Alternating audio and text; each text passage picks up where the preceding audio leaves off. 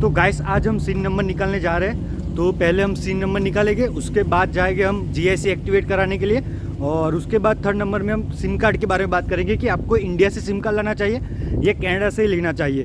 तो मैं मेरा एक्सपीरियंस बताऊंगा, सारा कुछ मैं आपको इस वीडियो में कवर करूंगा। तो सबसे पहले हम जाएंगे सिम नंबर निकालने के लिए, तो वहाँ पे जाके क्या क्या डॉक्यूमेंट चाहिए सारा कुछ मैं आपको डिटेल में बता दूंगा।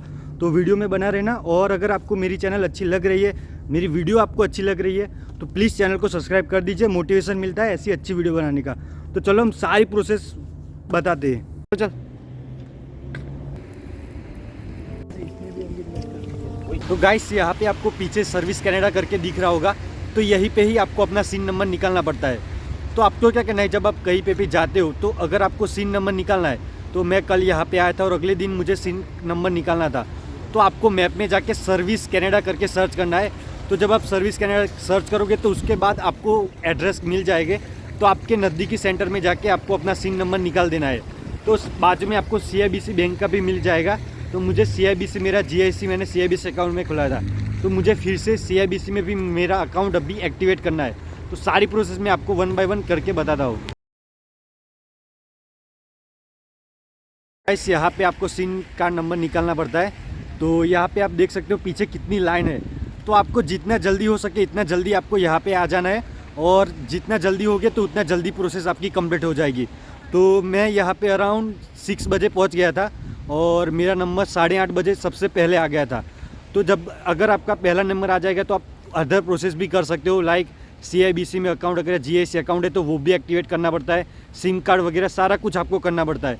तो जितना जल्दी हो सके उतना जल्दी आपको यहाँ पे आना है।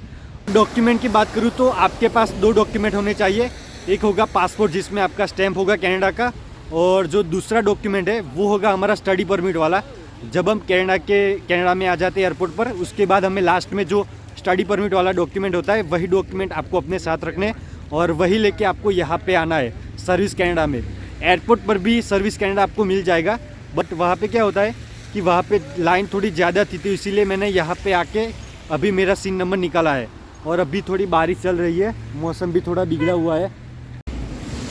तो गाइस यहाँ का मौसम आप देख सकते हो, बहुत ही बढ़िया मौसम है, और ठंड भी बहुत ज़्यादा लग रही है। तो सारे कुछ कपड़े जैकेट वैकेट पहन के ही आने हैं आपके यहाँ पे। तो अभी तो जनवरी इंटेक है, इसीलिए यहाँ पे ठंड थोड़ी ज़्यादा। और यहाँ पे देख सकते हो आप 2 डॉक्यूमेंट आपको भूलना नहीं है। एक है हमारा पासपोर्ट जो स्टैंप वाला होता है वो, और सेकंड है हमारा स्टडी परमिट वाला डॉक्यूमेंट जो हमें एयरपोर्ट पे मिल जाता है हमारी सारी प्रोसेस ख़त्म करने के बाद। तो गाइस अभी हम LBN मॉल में, तो पीछे आपको CIBC बैंक दिख रहा होगा, तो वहाँ से ही मैंने मेरा GIC अकाउंट एक्टिवेट किया है। तो जब मैं वहाँ पे एक्टिवेट कराने गया, यहाँ पे क्या होता है कि हमें यहाँ पे अपॉइंटमेंट लेनी पड़ती है हमारा GIC अकाउंट एक्टिवेट करने के लिए। बट अगर वहाँ पे हम जाए, बैंक में जाए, और अगर कोई भी स्लॉट अगर अवेलेबल है तो हम वहाँ पे डायरेक्टली हमारा GIC अकाउंट एक्टिवेट करा सकते। तो यहाँ भी मेरा ऐसे ही हुआ, मैं वहाँ पहुँचा तो कोई भी स्लॉट, कोई भी अपॉइंटमेंट नहीं थी, तो उन्होंने डायरेक्टली मुझे GIC अकाउंट एक्टिवेट करने के लिए मुझे डायरेक्टली रूम में बुलाया, और वहाँ से ही मेरा GIC अकाउंट उन्होंने एक्टिवेट कर लिया। तो भाई GIC अकाउंट एक्टिवेट कराने के लिए हमारे पास 3 डॉक्यूमेंट होने चाहिए। पहला आ जाएगा हमारा पासपोर्ट जिसमें हमारा कैनेडियन स्टैंप होता है। दूसरा आ जाएगा हमारा स्टडी परमिट, जो हम एयरपोर्ट पर जब आते तो उस वक्त हमें जो स्टडी परमिट मिलती है वो होनी चाहिए। और थर्ड नंबर पर आ जाता है हमारा GIC वेलकम लेटर। तो ये 3 डॉक्यूमेंट लेके हम हमारा GIC अकाउंट एक्टिवेट करा सकते हैं। तो मेरा GIC अकाउंट एक्टिवेट कराने में अराउंड 50 to 20 मिनट्स लगे। नॉर्मली इतना समय तो लग जाता है। और 50 to 20 मिनट्स में मुझे 3-4 क्वेश्चन आस्क करे थे, जिसमें से पहला था मेरा कैनेडियन मोबाइल नंबर, जो नंबर होता है वो। दूसरा आ जाता है हमारा जो पोस्टल कोड होता है जहाँ पे हम रहने वाले हैं, उसका पोस्टल कोड हमारे पास होना चाहिए, और वह हमारा कैनेडियन एड्रेस। तो ये 3 चीज़ें वो लोग एंटर करते जब हमारा GIC अकाउंट वो लोग एक्टिवेट करते उस समय। तो ये 3 चीज़ें आप जब GIC अकाउंट एक्टिवेट कराने जाओ तो उस वक्त आपको अपना मोबाइल नंबर में कॉपी या कुछ भी करके रखना है, जिसकी वजह से हमारा टाइम सेव हो सके। तो ये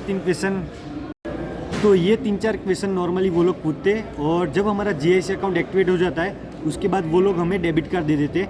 और जो क्रेडिट कार्ड होता है वो जो हमने एड्रेस दिया था कनाडा के एड्रेस, उसी एड्रेस पे हमें वो लोग विदिन 2 to 4 डेज़ में वो लोग भेज देते हैं। तो एड्रेस आप जहाँ पे रहने वाले हो, अगर कोई फ्रेंड हो, रिलेटिव हो, तो उनका एड्रेस भी आप दे सकते हो, जिसकी वजह से आप नॉर्मली इजीली आपका जो क्रेडिट कार्ड अपने पास ले सकते हो।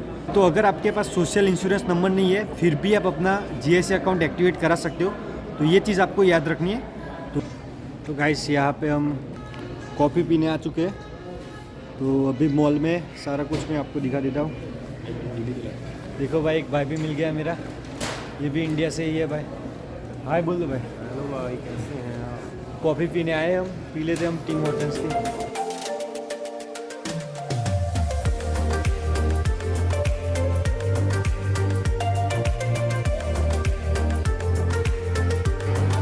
गाइस फ्रेंच वनीला पी रहे हैं हम,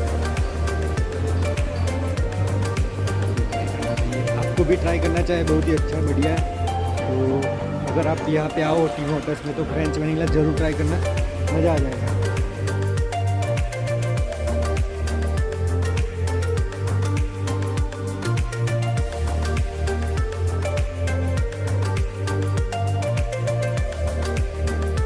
सिम कार्ड की बात करूँ तो सिम कार्ड में क्या होता है कि आप इंडिया से भी ला सकते हो और यहाँ से भी आप परचेस कर सकते हो।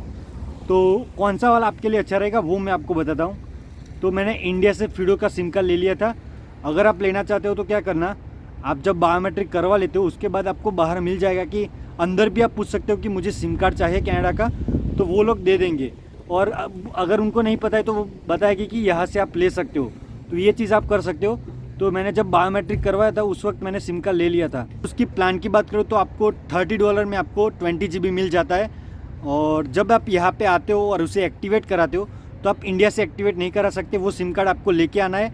और जब आप एयरपोर्ट पर कहीं पे उतरते हो तो वहाँ पे आपको मिल जाएगा। तो उनको आपको कहना है कि मुझे फिडो का सिम कार्ड एक्टिवेट कराना है, तो वो लोग सिम कार्ड डाल के वो लोग दे देंगे। आप वीडियो में भी देख सकते हो।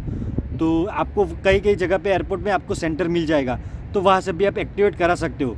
तो आपको फिर कनाडा आके आपको जगह घूमना नहीं पड़ेगा, कहीं से आपको लेने की भी ज़रूरत नहीं है, आप इंडिया से ही सिम कार्ड लेके आ जाते हो। तो अगर आप इंडिया से परचेस करते हो तो वो आपको $30 में 20 GB 1 मंथ के लिए मिल जाएगा और $5 एक्स्ट्रा आपको टैक्स यहाँ पे कट जाएगा। तो $35 में आपको 20 GB मिल जाएगा। अगर आप कनाडा से वही सिम कार्ड परचेस करते हो तो वो आपको $50 या $45 में मिल जाता है। तो आपको $10-15 का फ़ायदा होगा। तो आप ये चीज़ कर सकते हो कि आप इंडिया से ही सिम कार्ड लेके आओ और यहाँ पे आके आपको एक्टिवेट करा लेना है। और वो आप एयरपोर्ट पे कर सकते हो या अपने आप भी खुद आप कर सकते हो। तो ये चीज़ हो गई सिम कार्ड की। मैं तो इंडिया से लेके आया था और क्योंकि मेरे दोस्त ने बताया था कि ऐसा फ़ायदा रहता है, $10-15 हमको फ़ायदा मिल जाता है। गाइस ये हुआ पूरा सिम कार्ड का। और अगर आप इंडिया से सिम कार्ड लाते हो तो ऐसा सिम कार्ड आपको मिल जाएगा। और प्लान तो मैंने बता दिया, $30 में आपको 20 GB मिल जाएगा 1 मंथ के लिए। और कनाडा में आप अनलिमिटेड कॉल कर सकते हो। और अगर आप इंडिया में कॉल करना चाहते हो तो उसके लिए आपको 1000 मिनट्स मिल जाती है। तो आप इंडिया में 1000 मिनट तक बात कर सकते हो, वो फ्री है। अगर आप और बात करना चाहते हो 1000 मिनट से ज़्यादा अगर आप करते हो तो उसके लिए आपको ज़्यादा पे करना पड़ेगा। तो आपको सोच समझ के पे करना पड़ेगा, क्योंकि अगर आप ज़्यादा करोगे तो वो एक्सपेंसिव हो जाएगा। तो ये चीज़ आपको याद रखनी है। तो ये हो गया पूरा सिम कार्ड का। और अगर आप इंडिया से लाओगे तो ही आपके लिए बेस्ट ऑप्शन है, आपके $15 से $20 बच जाएंगे। तो गाइस ये हो गया हमारा पूरा सिम कार्ड के लिए। और सिम नंबर में आपको एक बात बताना भूल गया कि सिम नंबर आपको किसी के साथ आपको शेयर नहीं करना है। ये चीज़ आपको ध्यान रखना है, क्योंकि यहाँ पे फ्रॉड ज़्यादा होते हैं। तो ये चीज़ आपको याद रखना है। कहीं पे भी जॉब के लिए जाते हो उस वक्त आप शेयर करते हो तो वो ठीक बात है, बट अगर किसी को जानते नहीं हो उसको आपको शेयर नहीं करना है। तो ये चीज़ आपको ध्यान रखनी है। और डॉक्यूमेंट में मैंने बता दिया, एक पासपोर्ट आ जाएगा और स्टडी परमिट, ये दोनों डॉक्यूमेंट जब आप सिम नंबर निकालने जाते हो तो आपके साथ रखना है। और जीआईसी के लिए 3 डॉक्यूमेंट चाहिए। पहला होगा हमारा पासपोर्ट, सेकंड होगा हमारा स्टडी परमिट और थर्ड होगा हमारा जीआईसी वेलकम लेटर। तो ये हो गया पूरा हमारा सिम और जीआईसी कैसे एक्टिवेट कराना है। तो ये सारी चीज़ें हो गई। और अगर आपको इस रिलेटेड कोई भी डाउट या कोई भी क्वेरी हो तो आप मुझे इंस्टाग्राम पे डीएम या कमेंट बॉक्स में कमेंट कर सकते हैं, आपके लिए अच्छा रहेगा। और इंस्टाग्राम पे डीएम करोगे तो वहाँ पे मैं ज़्यादा एक्टिव रहता हूँ, तो आपको जल्दी से जल्दी रिप्लाई दे दूंगा। तो मिलते हैं।